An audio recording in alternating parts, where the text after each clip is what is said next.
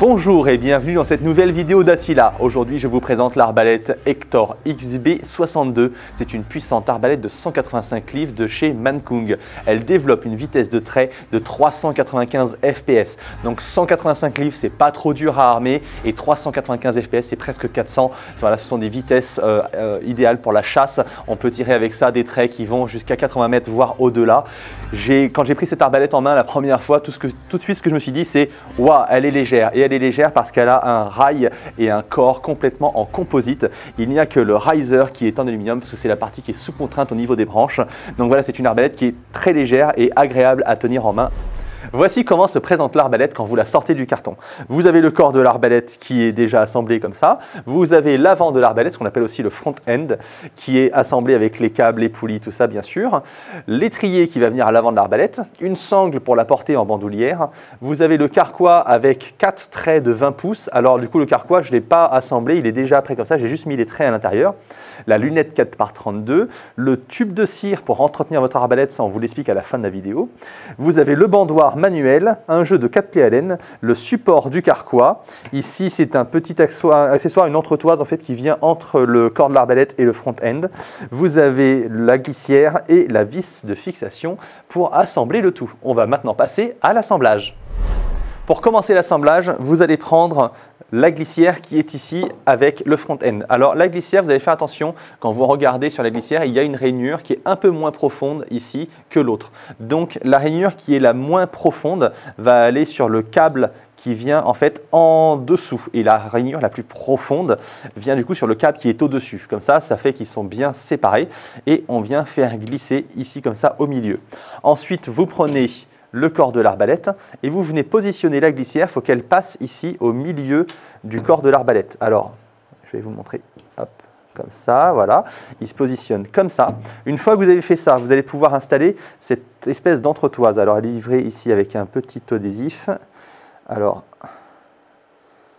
voilà, je retire la partie comme ça et je viens le coller simplement en place. C'est assez facile à positionner du premier coup. Et je viens l'installer ici. Alors, hop là, c'est dans l'autre sens, c'est comme ça. Vous allez voir, ça vient en fait s'emboîter. Voilà. Et c'est important de faire cette étape-là après avoir passé les câbles à l'intérieur du corps, puisque ici, après, ça vient fermer le tout. Donc, je peux après passer ma corde derrière les amortisseurs. Alors, je tiens l'arbalète comme ça entre les jambes et je viens tirer l'avant de l'arbalète, le front-end, pour qu'il passe devant et je l'enquille ici. Voilà, ça vient faire la liaison ici proprement. Là, on a fait la plus grosse partie. Il ne nous reste plus qu'à mettre la vis. Alors pour mettre la vis et qu'elle se visse facilement, moi j'aime bien appliquer une contrainte. Vous voyez, on voit que ça bouge un petit peu. J'aime bien appliquer une contrainte avec ma main, comme ça, ça facilite le vissage à la main.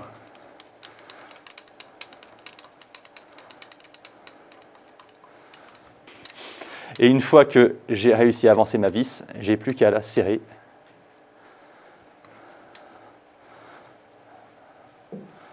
Voilà. Le front-end est installé. Alors maintenant, on va installer l'étrier. Alors pour installer l'étrier, vous avez 2 vis ici qui sont livrées dans un petit sachet en plastique. Ce que je vous conseille de faire, c'est commencer à les visser, les renlever parce qu'il y a vraiment beaucoup de freins filets sur celles que j'ai reçues. Donc du coup, en les enlevant, en les remettant une première fois, ça va enlever un petit peu de freins filets. Ce sera plus facile à visser, sinon vous allez vraiment forcer.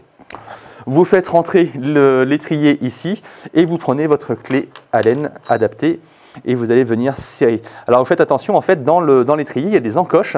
Il va falloir que les vis viennent dans les encoches, comme ça le verrouille, il ne pourra plus bouger. C'est super important pour l'armement.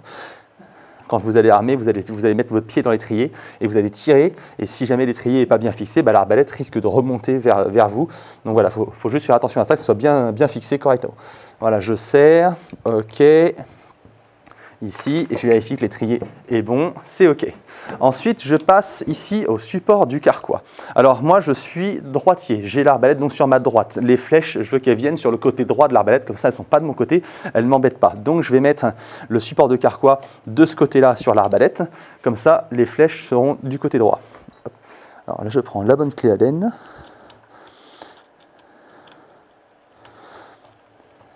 Voilà, j'ai juste à le serrer ici, comme ça.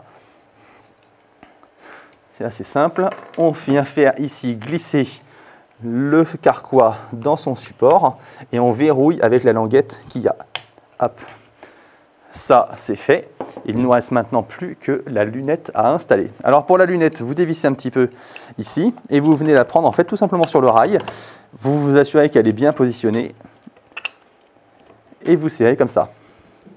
On va installer aussi la sangle tant qu'on y est. Donc vous remettez l'arbalète sur le dos et vous desserrez ici les petits accessoires. Donc, on les desserre, on pousse, ça se décale comme ça et on fait rentrer.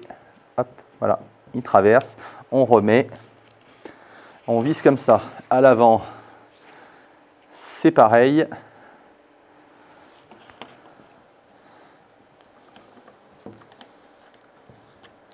Voilà.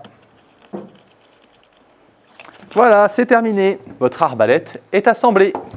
Avant de passer à l'armement de l'arbalète, je voudrais juste vous préciser que cette arbalète dispose d'une crosse réglable.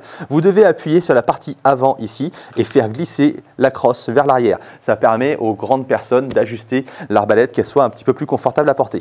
Quant à la lunette de visée, pour la régler, je vous invite à regarder la vidéo que nous avons fait spécialement à ce sujet qui va vous permettre de comprendre le fonctionnement du tableau MOA et les systèmes de clics qu'il y a dans les molettes sur la lunette. Passons maintenant à l'armement, désarmement et tir. Alors au niveau de l'armement, je vais vous préciser que cette arbalète est livrée uniquement avec un bandoir manuel et pas de bandoir à manivelle, puisque cette arbalète, pour l'instant, ne dispose pas de bandoir à manivelle qui soit compatible avec. De toute façon, c'est une arbalète qui fait 185 livres, donc avec le bandoir manuel, c'est largement suffisant. Ensuite, on va aborder le désarmement, parce que comme vous le savez, il ne faut jamais tirer à vide avec une arbalète, sinon l'énergie de la corde va remonter et va casser au niveau des boucles, voire même peut casser les poulies, peut casser les branches. C'est très destructeur. Donc si vous avez armé l'arbalète, soit vous la désarmez avec la technique que je vais vous montrer, soit vous tirez un trait dans une cible. Donc pour l'armement, vous prenez votre bandoir manuel ici. Vous pouvez commencer par placer un crochet ici. Vous faites passer la corde par l'arrière de l'arbalète dans la petite encoche ici qui est prévue à cet effet. Et vous pouvez prendre votre arbalète. Alors je vois tout de suite quelque chose, c'est que le bandoir ici est assez long d'origine. Donc ce qu'on peut faire, c'est en fait faire ressortir la corde comme ça. Il suffit juste de pousser un petit peu sur le nœud et il ressort et vous venez ajuster ici la longueur directement et vous refaites un nœud en fait simplement ici. Alors hop, hop, voilà. Voilà, et il vient se coincer ici. Et là, en fait, je vais beaucoup moins peiner parce que si vous avez une longueur de bandoir excessive, que les poignets sont déjà là avant d'avoir commencé à armer, ça veut dire qu'au lieu de finir votre armement ici, vous allez finir là. Donc, vous allez beaucoup tirer sur les bras, vous allez tirer très haut, ça ne va pas être agréable. Donc là, je raccourcis la longueur des cordes. C'est pas grave si ça traîne ici sur le côté, ça ne nous dérangera pas. Et on va armer l'arbalète au sol.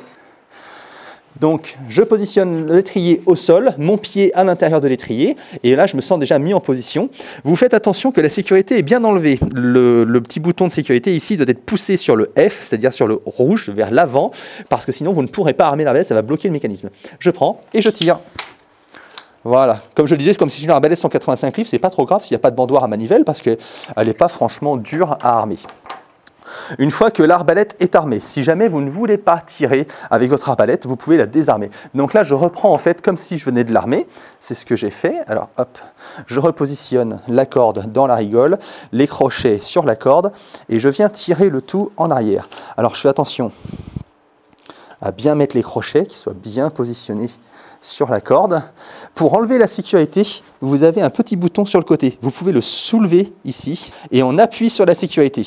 J'ai enlevé la sécurité, c'est super facile. Il y a des arbalètes où on ne peut pas faire ça, il faut mettre un trait en place, enlever la sécurité, enlever le trait et ensuite on peut désarmer. Là, on va chanter ça directement, c'est beaucoup plus pratique avec ce petit bouton. Donc je le tiens bien comme ça en arrière, je mets un petit peu de force dans mon bras gauche et j'appuie sur la détente. Là, ça décroche, je récupère ma poignée dans la main droite et je raccompagne en avant. Voilà, c'est aussi simple que ça, l'arbalète est désarmée. Donc là, on va l'armer et on va tirer. Alors hop, j'enlève ça. Donc je viens me positionner en direction de la cible, je prends un trait et je viens le positionner sur le rail. Alors vous avez vu qu'il y a deux couleurs, il y a deux plumes, il y a la couleur blanche et la couleur orange. La plume blanche vient dans le rail parce que ça permet d'aligner l'encoche ici avec la corde. Une fois que c'est dedans, je mets mon trait et je le pousse jusqu'au fond. Je fais attention à ne pas mettre mon doigt dans les zones dangereuses, là où la corde pourrait passer. Et je pousse bien au fond. Et quand je pousse au fond, je vois qu'à un moment donné, ça désactive la sécurité anti-tir à vide, ça la soulève. Il y a le petit loquet que j'ai utilisé pour désarmer l'arbalète qui s'est soulevé. Donc là, c'est bon, elle est bien au fond. Je peux enlever la sécurité et tirer. Elle est surprenante. C'est pas une très grosse arbalète à poulie, comme je disais, elle fait 185 livres, mais on sent qu'elle a tout simplement de la patate. Elle est agréable à utiliser. Et quand on tire, on se dit, ouais, tiens, je m'attendais pratiquement pas à ça. Quand on a l'habitude, comme moi, on se dit une arbalète légère, ah tiens, ça envoie de la puissance. Donc vraiment très agréable à tirer.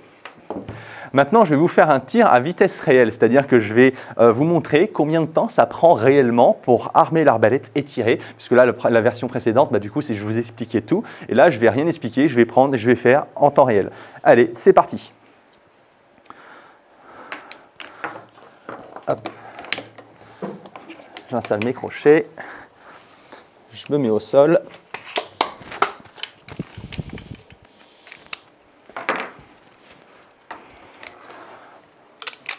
On installe le trait et on est bon.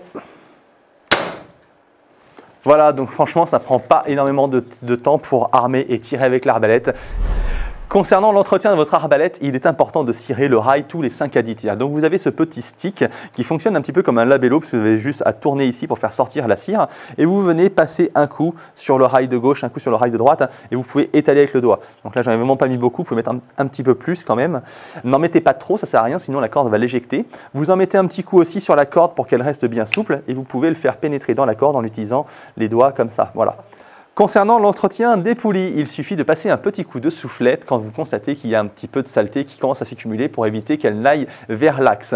Au niveau de la corde et des câbles, alors on dit les câbles mais ils ne sont pas en métal, ce sont des câbles qui sont de la même texture en fait que la corde, donc ils peuvent s'assécher aussi si vous ne les entretenez pas. Il faut mettre un petit peu de cire, dans cette même cire là, vous pouvez en mettre directement dessus et la faire pénétrer dans les câbles. Faites-le, ça permet un bon entretien de la corde et des câbles. Quand c'est bien entretenu comme ça peut durer plusieurs centaines de tirs. Donc à ce niveau-là, c'est assez simple à entretenir. Et si jamais vous constatez que le tranche-fil commence à s'enlever ou que les câbles s'effilochent, n'attendez pas la casse de la corde ou des câbles, même si ce n'est pas fondamentalement grave, ça se répare très facilement avec un remplacement d'un nouveau câble. Mais voilà, n'attendez pas la casse et procédez au remplacement de la corde et des câbles. Le mieux, c'est de faire le tout ensemble. Sachez que sur notre site internet, dans la rubrique service, nous proposons un forfait pour le remplacement des cordes et câbles qui coûte entre 29 et 39 € suivant la formule que vous choisissez. À ce moment-là, vous nous renvoyez seulement l'avant de l'arbalète et nous disposons du matériel nécessaire pour remplacer la corde et les câbles correctement et tout bien remettre comme c'était d'origine. Concernant la réglementation, vous n'avez pas le droit de chasser à l'arbalète. Je le dis dans toutes les vidéos et je le répète à chaque fois, c'est interdit en France de chasser à l'arbalète. Vous devez être majeur pour pouvoir en acheter une puisque c'est une arme de catégorie D. Donc vous devez simplement prouver votre âge en envoyant votre carte d'identité, votre passeport ou votre permis de conduire par mail au moment de votre commande. Faites-le une seule fois. Si vous achetez plusieurs arbalètes, il n'y a pas besoin de recommencer la procédure à chaque fois.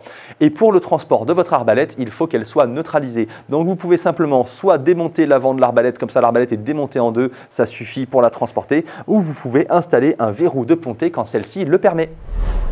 J'espère que cette vidéo sur cette magnifique arbalète Mankung vous a plu. Alors pour parler un petit peu de Mankung, c'est une marque qui existe déjà depuis plusieurs décennies. C'est une marque qui fabrique en fait à la base d'autres marques. Donc il fabrique par exemple les arcs Centerpoint sont fabriqués par l'usine de Mankung à Taïwan. Donc vraiment très bonne qualité. Ça fait des années que j'en vends et j'adore ces arbalètes parce qu'elles sont très robustes, faciles à utiliser. Et là, ces nouvelles générations d'arbalètes sont vraiment cool. Là, on est début 2023 et j'apprécie le fait qu'on ait des arbalètes qui commencent à monter en puissance et qui en fait restent très faciles à utiliser. Donc là, on atterrit sur une arbalète qui est 185 livres, qui tire à presque 400 fps. C'est quand même pas mal rapide. C'est très bien pour moins de 400 € l'arbalète. On a un kit qui est vraiment bien équipé, très complet. Voilà, c'est une arbalète que je peux recommander à quelqu'un qui débute ou qui veut se confirmer. Il n'y a aucun problème là-dessus. Je vous remercie d'avoir regardé cette vidéo. Je vous invite à la liker, à vous abonner à la chaîne. Si vous avez une question, n'hésitez pas à la poster en commentaire ou nous contacter sur notre site internet par l'adresse mail contact@attila.com. Je vous remercie et je vous dis à bientôt sur Attila.